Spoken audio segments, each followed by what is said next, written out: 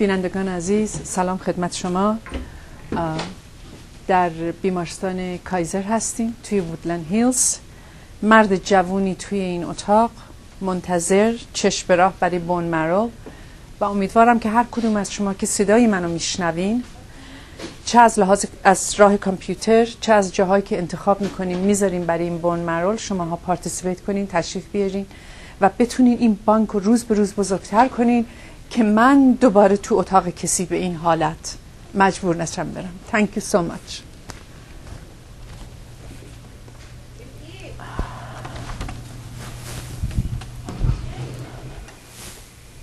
سلام عزیز دلم. سلام. از همه ایرانی‌ها تقاضا میکنم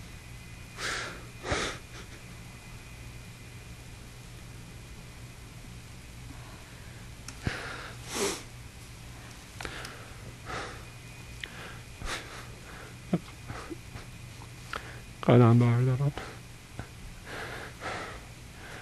بیان سلشون رو دونیت بکنن. چیز مهمی نیست.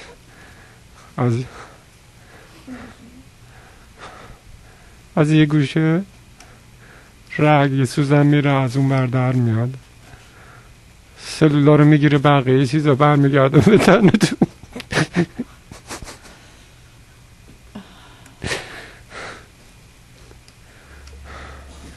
دو هفته هم طول میشه ریپلیسش بکنین، جاگزینشون بکنین، قدم بردارین.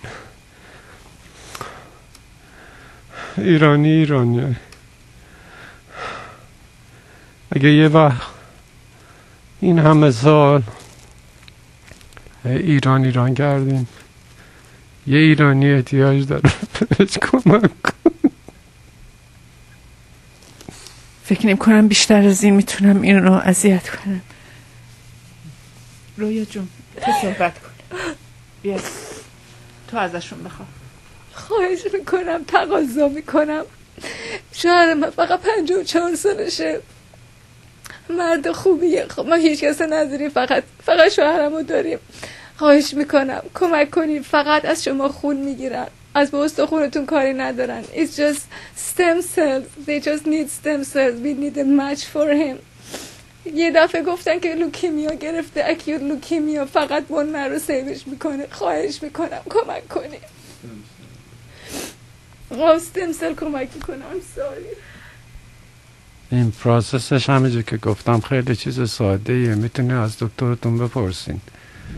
یه دونه سوزن میذارن توی یکی از رگاتون، از اون ور خون میگیرن، میاد سلولایی که به درد من میخوره رو برمیدارن، بقیه چیزا همه برمیگرده به بدنتون. همونطوری که گفتم یه هفته 10 روزم طول میکشه. مثل همه اینا که خون میدن همه چیز جایگزین میشه. هیچ چیز مهمی نیست. البته ممکنه بگیم برای من راحته چون احتیاج دارم، میگم چیز مهمی نیست، اما خدا شاهده همینی که هست.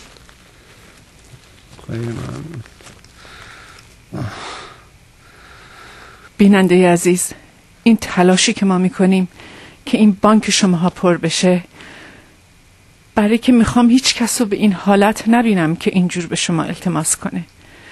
به خاطر این جوونم که شده این زحمت رو بکشین. 4 تا کیوتیپ تو 4 قسمت دهنتون میزنین، این تست رو انجام میدن. اگر شانس بیارین مچ بشین با ایشون، با یه مریضی دیگه، 1 لیوان خون شما رو فقط میگیرن. هیچ چیزی دیگه بیشتر از این احتیاج نیست. امیدوارم که قدم جلو بذارین برای آینده همه ایرانیا و برای این جوون عزیز. خانم سعدلو میشه بهشون بگین کجا قراره بیان این کارو بکنن اگر بخوام بکنن؟ ما برای شما این وسیله رو خیلی راحت کردیم. اولا میتونین برین توی کامپیوتر paki.org PACI.org. همونجا میتونین رجیستر بکنین. ما مخارجش رو تحمل قبول کردیم و جاهایی رو قراره بذاریم برای ایشون که هم تو رادیو هم تو تلویزیون انانس خواهیم کرد. 29 توی سانتا باربارا کنسرتی هست که قرار شده اونجا بون مرول بذاریم. ولی اگر راه دستتون نیست که تشریف بیارین، برین توی paki.org. اونجا نوشته برای رجیستری. اگر یک دکمه رو بزنین، یه اپلیکیشن میاد، اپلیکیشن رو پر میکنین. این اپلیکیشن رو میفرستین به وسیله کامپیوتر، بعد یه پاکت میاد دم در خونه 4 تا کیوتپ داره.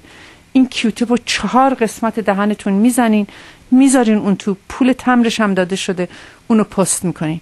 خواهش میکنم بعد از دیدن این برنامه هر جا که هستین، هم خودتون، هم فامیلتون، هم دوست و آشناتون رو مجبور کنین این کار رو بکنن. این بانک شما باید پر بشه. اگر سالهای سالم توی امریکا باشین، خونتون ایرونیه، خونتون به هم خیلی راحت تر میخوره، خیلی آسون تر بین هم این پیدا خواهد شد. تمنا میکنم از شما، ما زحمتمونی کشیدیم، خواهش میکنم شما قدم رنجه بفرما، تشریف بیار توی جاهای سنترایی که ما برای این کار گذاشتیم، این کار رو انجام بدیم. It could one day save your own life. It could be helping you one day also. I hope you never have to go through this yourselves, but it could happen to any one of us. I never thought that my husband is going to be here. Never. He was so healthy, and overnight this happened. It can happen to anybody. So please, you could help yourself. You can help your children. You can help your neighbor. Save a life. Thank you so much.